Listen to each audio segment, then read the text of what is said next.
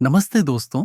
आज हम लेकर आए हैं मुंशी प्रेमचंद की एक ऐसी कहानी जो सवाल भी उठाती है और आत्मा तक चुभ जाती है। सुनिए, दूध का दाम।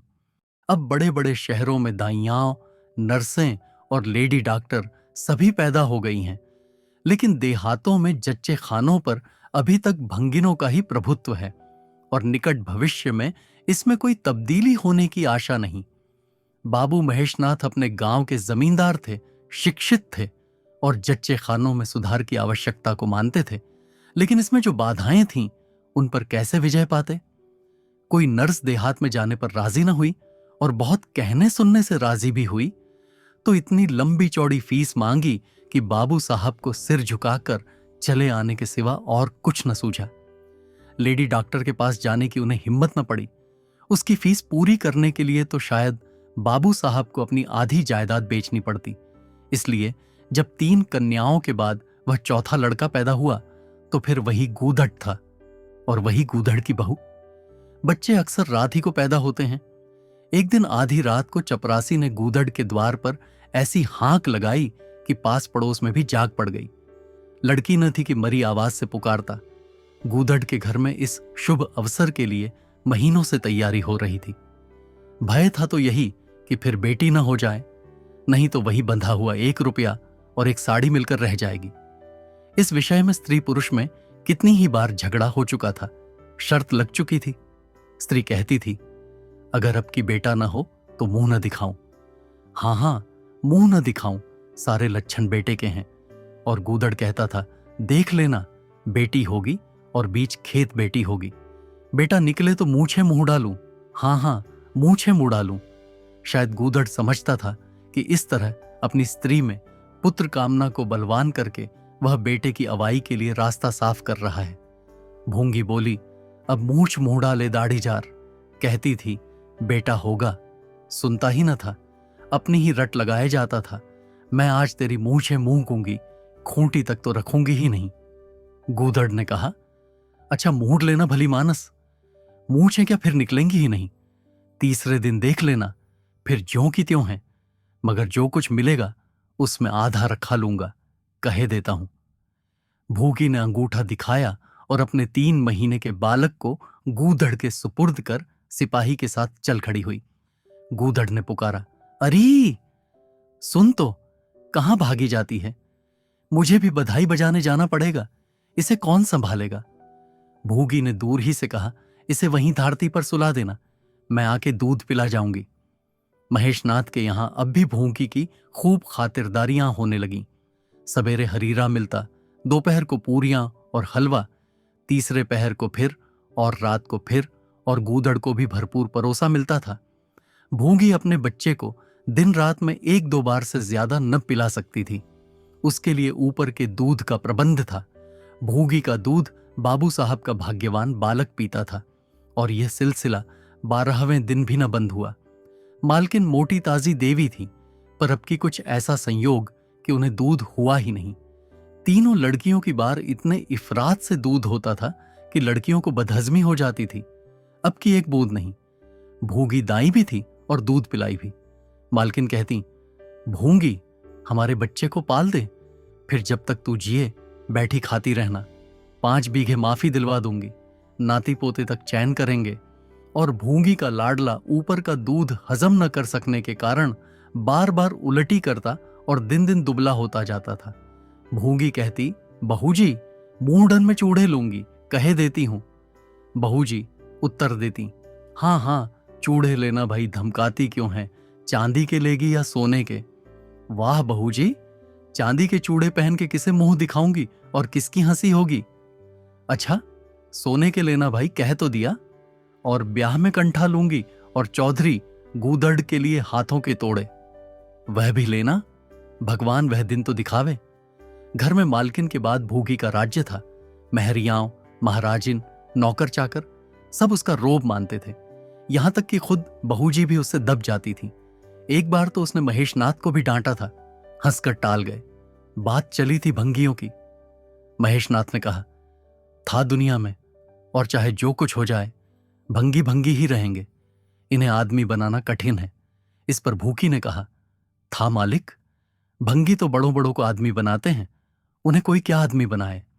ये गुस्ताखी करके किसी दूसरे अवसर पर भला भूखी के सिर के बाल बच सकते थे, लेकिन आज बाबू साहब ठठाकर हंसे और बोले, भूं की बात बड़े पते की कहती है। भूंगी का शासनकाल साल भर से आगे न चल सका। देवताओं ने बालक के भंगिन का दूध पीने पर आपत्ति की। मोटेराम शास्त्री तो प्रायश्चित्त का प्रस्ताव कर बैठे। दूध तो छुड़ा दिया गया, लेकिन प्रायश्चित्त की बात हंसी में उड़ गई। महेशनाथ ने फटकार कर कहा, प्रायश्चित्त की खूब कही शास्त्री जी। कल तक उसी भंगिन का खून पीकर पला, अब उसमें छूत घुस गई। वाह रे आपका धर्म। शास्त्री जी शिखा फटकार कर बोले, यह सत्य है। वह कल तक भंगिन का रक्त पीकर पला, मांस खाकर पला, यह भी सत्य है। लेकिन कल की बात कल थी, आज की बात आज। जगन्नाथपुरी में छूत अछूत सब एक पंगत में खाते हैं, पर यहां तो नहीं खा सकते।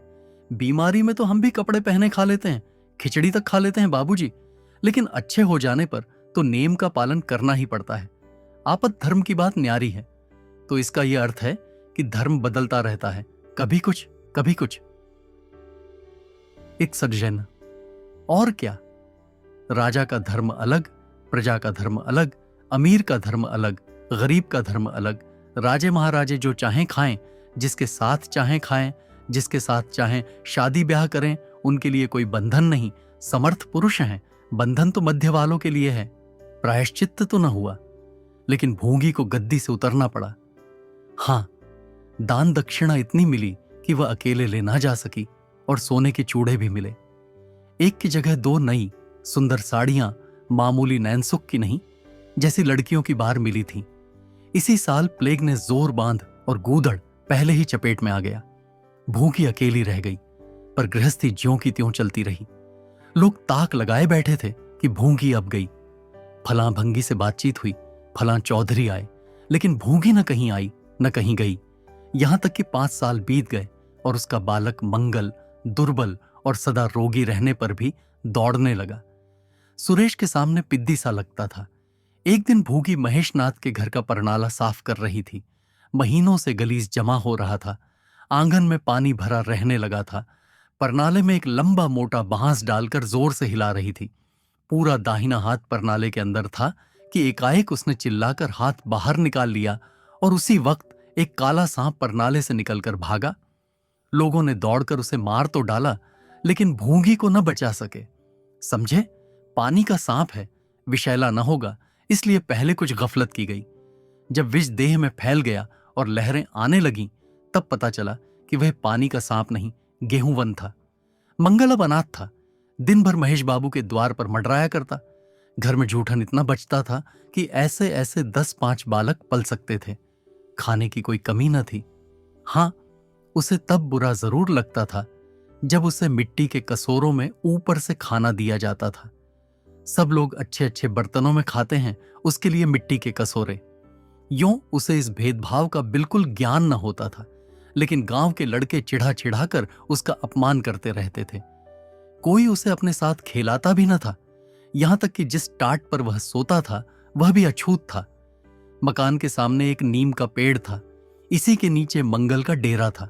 एक फटा सा टाट का टुकड़ा, 2 मिट्टी के कसोरे और एक धोती जो सुरेश बाबू की उतारण थी। जाड़ा, गर्मी, बरसात, हर एक मौसम में वह जगह एक सी आरामदेह थी, और भाग्य का बली मंगल झुलसती हुई लू, गलते हुए जाड़े और मूसलाधार वर्षा में भी जिंदा और पहले से कहीं स्वस्थ था। बस उसका कोई अपना था तो गांव का एक कुत्ता, जो अपने सहवर्गियों के जुल्म से दुखी होकर मंगल की शरण आ पड़ा था। दोनों एक ही खाना खाते, एक ही टाट पर सोते, तबीयत भी दोनों की एक सी थी और दोनों एक दूसरे के स्वभाव को जान गए थे। कभी आपस में झगड़ा न होता। गांव के धर्मात्मा लोग बाबू साहब की इस उदारता पर आश्चर्य करते।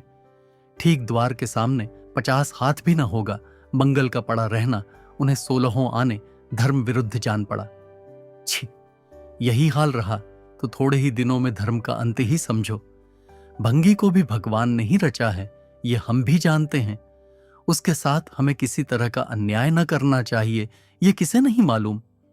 भगवान का तो नाम ही पतित पावन है, लेकिन समाज की मर्यादा भी कोई वस्तु है। उस द्वार पर जाते हुए संकोच होता है। गांव के मालिक हैं, जाना तो पड़ता ही है, लेकिन बस यही समझ लो कि घृणा होती है। मंगल और टामी में गहरी बनती थी। कहता, देखो भाई टामी, जरा और खिसक कर सो, आखिर मैं कहां लेटूं, सारा टाट तो तुमने घेर लिया। टामी कूं कूं करता, दुम हिलाता और खिसक जाने के बदले और ऊपर चढ़ाता एवं मंगल का मुंह चाटने लगता। शाम को वह एक बार रोज अपना घर देखने और थोड़ी देर रोने जाता। पहले साल फूस का छप्पर गिर पड़ा, दूसरे साल एक दीवार गिरी और अब केवल आधी आधी दीवारें खड़ी थीं, जिनका ऊपरी भाग नोकदार हो गया था। यही उसे स्नेह की संपत्ति मिली थी। वही स्मृति ही आकर्षण, वही प्यार उसे एक बार उस उजड़ में खींच ले जाता था और टामी सदैव उसके साथ होता था। मंगल नोकदार दीवार पर बैठ जाता और जीवन के बीते और आने वाले स्वप्न देखने लगता और बार बार उछलकर उसकी गोद में बैठने की असफल चेष्टा करता। एक दिन कई लड़के खेल रहे थे। मंगल भी पहुंचकर दूर खड़ा हो गया। या तो सुरेश को उस पर दया आई या खेलने वालों की जोड़ी पूरी न पड़ती थी, कह नहीं सकते। जो कुछ भी हो, तजवीज की कि आज मंगल को भी खेल में शरीक कर लिया जाए। यहां कौन देखने आता है? क्यों रे मंगल, खेलेगा?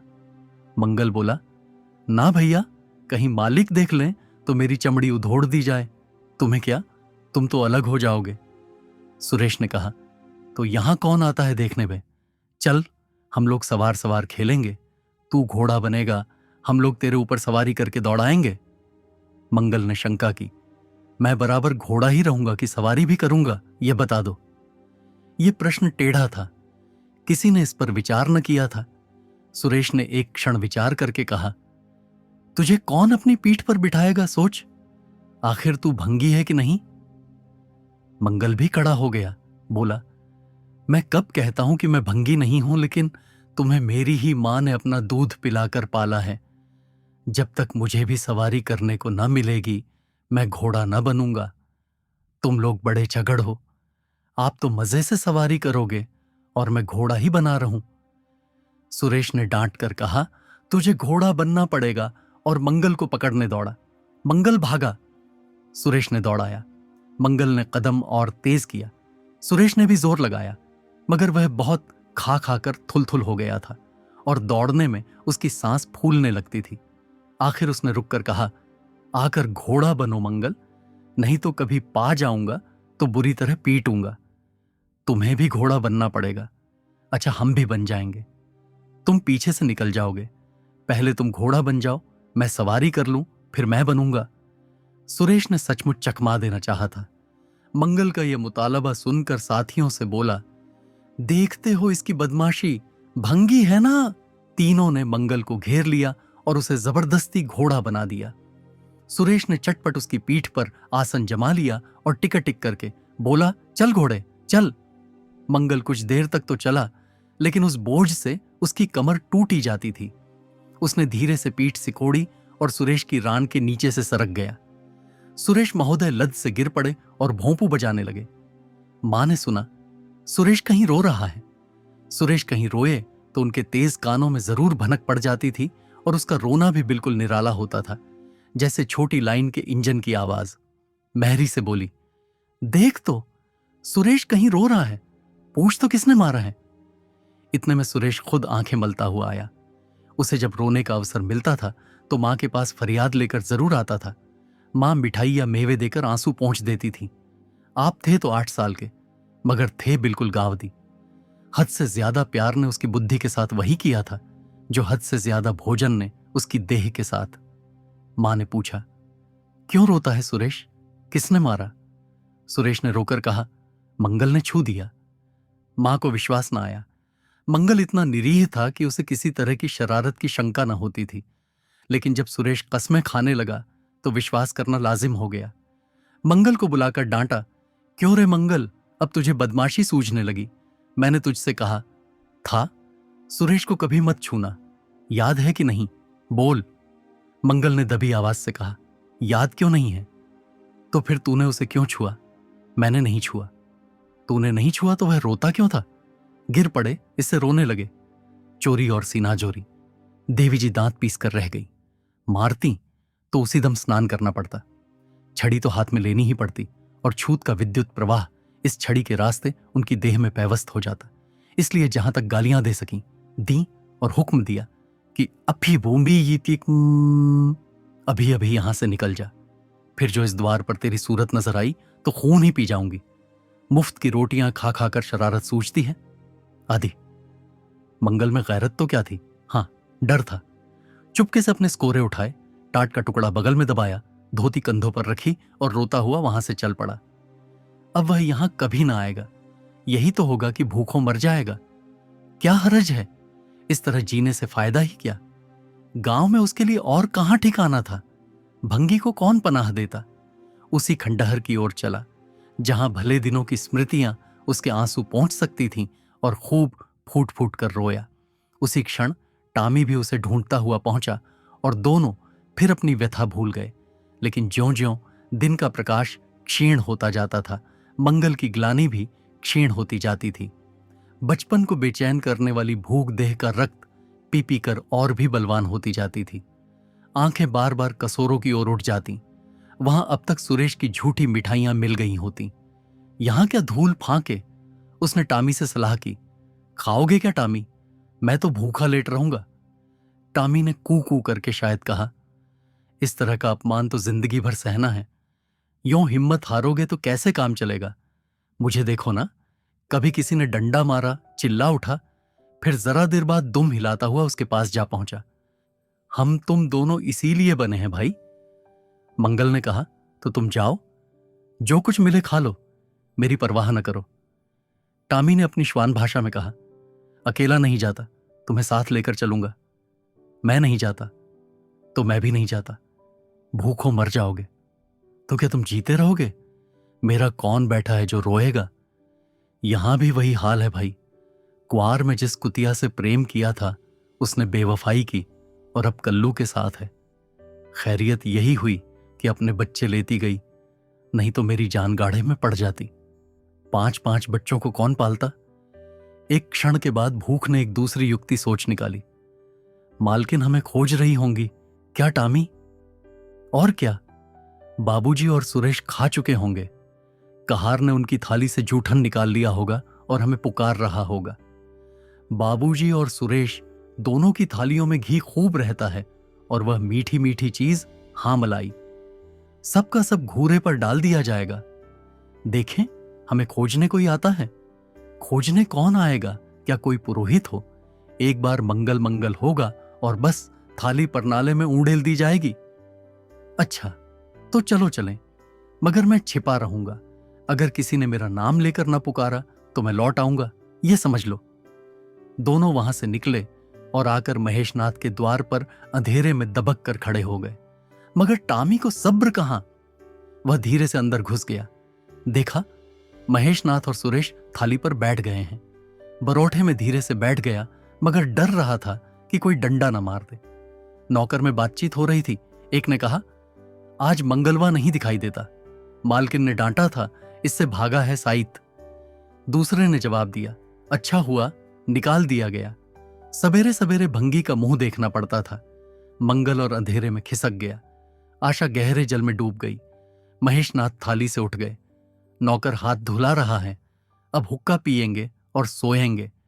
सुरेश अपनी मां के पास बैठा कोई कहा, नींद सुनता सुनता सो जाएगा। गरीब मंगल की किसे चिंता है। इतनी देर हो गई, किसी ने भूल से भी ना पुकारा। कुछ देर तक वह निराश सा वहां खड़ा रहा, फिर एक लंबी सांस खींचकर जाना ही चाहता था कि कहार पत्तल में थाली का जूठन ले जाता नजर आया। मंगल अंधेरे से निकलकर प्रकाश में आ गया। अब मन को कैसे रोके। कहार ने कहा, अरे तू यहां था, हमने समझा कि कहीं चला गया। ले खा ले, मैं फेंकने ले जा रहा था। मंगल ने दीनता से कहा, मैं तो बड़ी देर से यहां खड़ा था। तो बोला, क्यों नहीं। मारे डर के। अच्छा ले खा ले। उसने पत्तल को ऊपर उठाकर मंगल के फैले हुए हाथों में डाल दिया। मंगल ने उसकी ओर ऐसी आंखों से देखा जिसमें दीन कृतज्ञता भरी हुई थी। टामी भी अंदर से निकल आया था। दोनों वहीं नीम के नीचे पत्तल में खाने लगे। मंगल ने एक हाथ से टामी का सिर सहलाकर कहा, देखा, पेट की आग ऐसी होती है। ये लात की मारी हुई रोटियां भी ना मिलती तो क्या करते। टामी ने दुम हिला दी। सुरेश को अम्मान ने पाला था, टामी ने फिर दुम हिलाई। लोग कहते हैं दूध का दाम कोई नहीं चुका सकता, और मुझे दूध का यह दाम मिल रहा है। टामी ने फिर दुम हिलाई। अगर आपको यह कहानी पसंद आई हो तो वीडियो को लाइक करें और चैनल को सब्सक्राइब करना ना भूलें। धन्यवाद।